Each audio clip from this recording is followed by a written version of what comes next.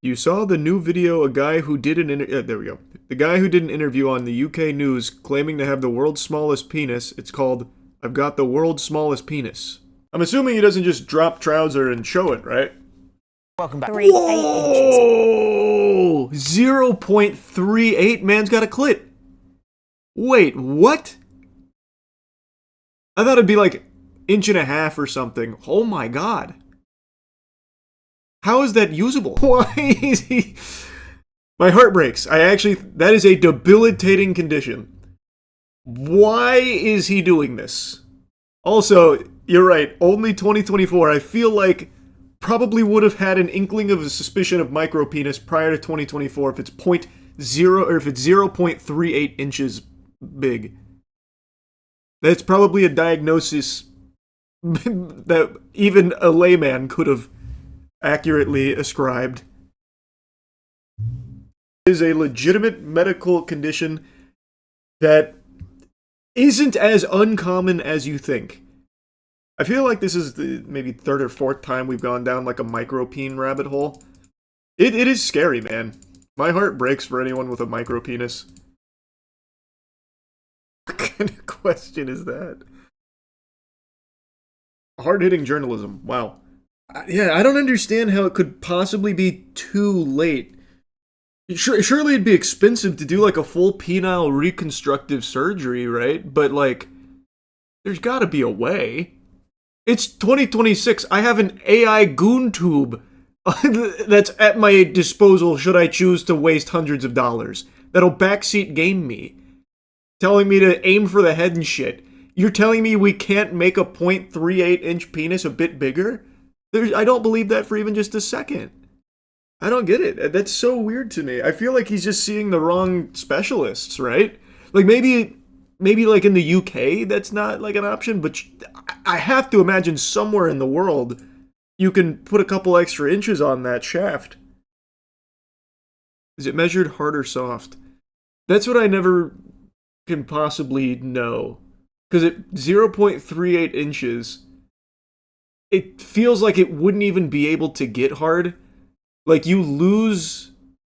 Like, I feel like there's not even room to have, like, those vascular things to fill with blood, right? There's not a way. But, again, I'm not a fucking micropene savant or anything, but I feel like it probably couldn't get hard. I don't know. I mean, people with it struggle to pee, some have to use catheters. Yeah, we did learn that. There's a transplant an option. A penile transplant? I can't imagine you can successfully penile transplant. Like I said, I just don't know how you wouldn't be able to do, like, reconstructive surgery on it. Can't they grow a penis on his arm like the other guy? The hell are you talking? Someone got pauldron penises? What are you talking about? A man whose penis fell off is growing a new one on his arm. What? I don't think I can pull this up on stream.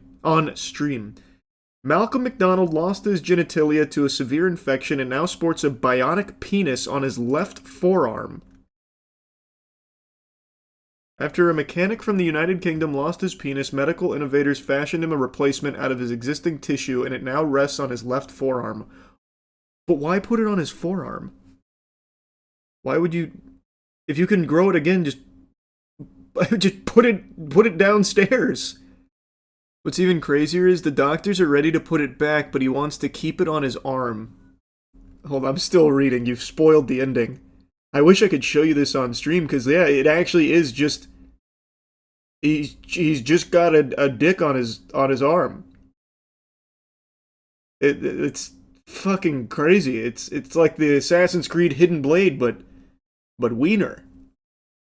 Ralph and his team partially removed this section of skin, blood vessels, and nerves from McDonald's left arm, shaped it into a replacement phallus.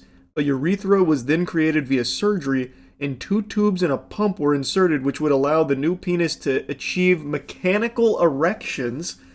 Once the penis was finished, the shaft was detached from the arm, allowing it to grow additional skin and tissue while dangling freely. The original intention was for the new penis to be surgically reattached to his groin in 2018, 2 years after the original procedure.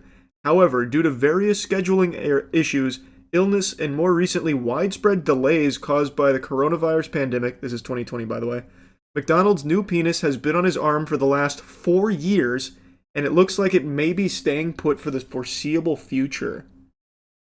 I'd never heard of this. At least I don't think so. I feel like I remember that. Yeah, so McDonald, who was profiled in the post back in 2020, eventually became used to having the appendage on his arm.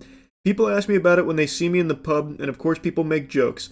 But I get it, it's not every day you see a man with a penis on his arm. Of course, I see the funny side, I have to. I don't have any other option.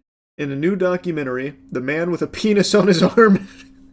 You couldn't give it a cooler title.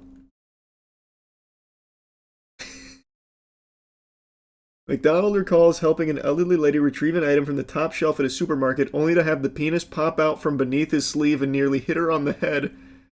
It's something to tell the grandchildren, isn't it? McDonald tells the program, clearly keeping a sense of humor about the situation. Earlier this year, however, doctors finally performed a successful surgery, moving McDonald's man-made penis from forearm down to pubic area. It was a 9-hour op. First thing I did was look down and I was like, oh my days, they got it this time. Nerves and blood vessels... no, this is different. Nerves and blood vessels were taken from the arm and stitched together in the pubic area to establish blood supply to the manufactured penis. Urologists worked with plastic surgeons during the process to make sure McDonald could have a functioning urethra, meaning he will now be able to pass urine normally. And the clever medics even installed 2 tubes to allow McDonald to inflate the penis with a hand pump in order to give himself an erection. Oh wow, so he's the master of his own fate now. He doesn't need to rely on nature. This could be a turning point in my life, the divorced dad gushed, thrilled at the prospect that he'll finally be able to have sex again. Turns out McDonald's artificial penis is even better than his real one. The dad designed his dream penis with the help of surgeons and added an extra 2 inches to the man-made model, making it 6 in total. They were happy to listen to what I wanted it to be like, which was amazing. Not many can say they have a designer penis. Well, it has a happy ending. I don't know where you saw that he chose not to put it down there on the groin. Yeah, I can't show you it on his arm, but I can show you the scar. And then immediately it gets right to his arm. Yep, that went to the top of the page. I was going to show you that, but it went to the top of the page. It's blurred, though. So if we can do this, why can we not help him? I don't understand. That guy's condition seems far more severe. He literally lost his cock to sepsis. This guy just has a very small one. I have to imagine it would be even more convenient, since everything's still all there, to just do something to help, right? So fucking sad. There's gotta be a way to help this guy. I don't understand how it's like unsolvable. He's younger than the guy who grew it on his arm. His problem isn't nearly as severe as the guy who grew it on his arm. Well, I make it sound like he's an X-Men mutant who did it on his own accord. The doctors grew a penis on his arm and then put it in his groin. Why is that not possible here? Just connect this guy with that team. Money? Yeah, I guess maybe it's extremely expensive, but I feel like he would have said that. If it was about money, I feel like he would have said, it's too expensive for me to be able to afford it, but he point blank said that the doctors told him there's nothing they can do, that it's too late. I don't know, I feel like if it was money, he would have said that he just can't afford it.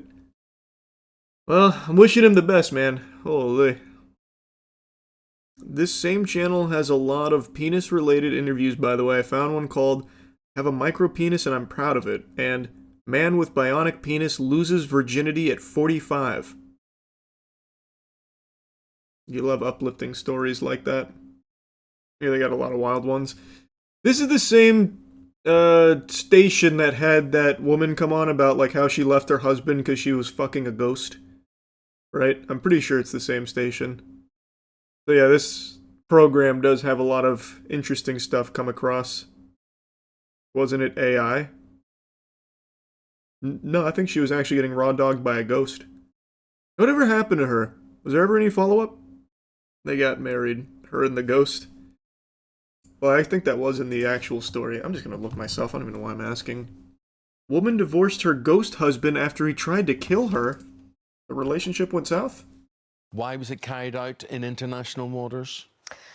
Because basically it had never been done in the UK and Ireland before. To marry a ghost? To marry posthumously, I suppose, is the legal term for it. Someone who's dead and gone? Someone who's dead, exactly. So by doing that, we got a legal registrar to marry us, not a captain of a ship, somebody that could actually perform a marriage, to do it in international waters, which was technically getting married abroad. And this wasn't even the same lady I was thinking of, I don't think. How often are ghosts getting married?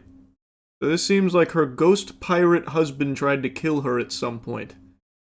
I don't know how, but I'm very curious to learn. Oh, maybe this is her. She looks very different now than in the original interview, though. Bro hooked up with the Flying Dutchman. I made a video on that lady a while ago. Is this really the same lady? You think these people are just LARPing or actually believe it? I don't know. I'm always so on the fence about that, because some of them I think are absolutely leaning into like the silliness of it, but others I think are coming from a place of earnesty. If money is involved in any way, it's fake. Well, I have no idea if money's involved. I imagine they're paid for their appearance on the program. That doesn't instantly mean it's fake, though. So when are you signing up for ChatGPT Health? Hell is that? Just like an AI doctor for you. Oh, yep, introducing ChatGPT Health. Designed in close collaboration with physicians, it helps people take more active role in understanding and managing their health. They can diagnose your problems with simple urine sample on the keyboard. Yes. Please, piss onto the keyboard. We'll do a urinalysis. Doctors getting harassed by junkies for scripts constantly. Yeah, I guess. So now AI can just refill the scripts for them like, oh yes, of course. I see you do need this oxy. Of course, here's fucking a year's supply. W for Big Pharma. It's not just, when Big Pharma gets a W, we all get a W. We should all be celebrating that AI can now do your prescriptions. What's the difference between phone and refills and AI unless they have more power over something? Brother, that's what I'm saying. I don't even get it. Like, it doesn't even do anything. It's just AI for the sake of AI. You can just have it set to auto-refill your prescriptions. Like I said, it's fucking useless. It's just AI is being forced into everything. For no reason. The only thing that changes now is now the AI companies will get your info. Well, not that they already don't have it. But it's just another avenue to collect data on you.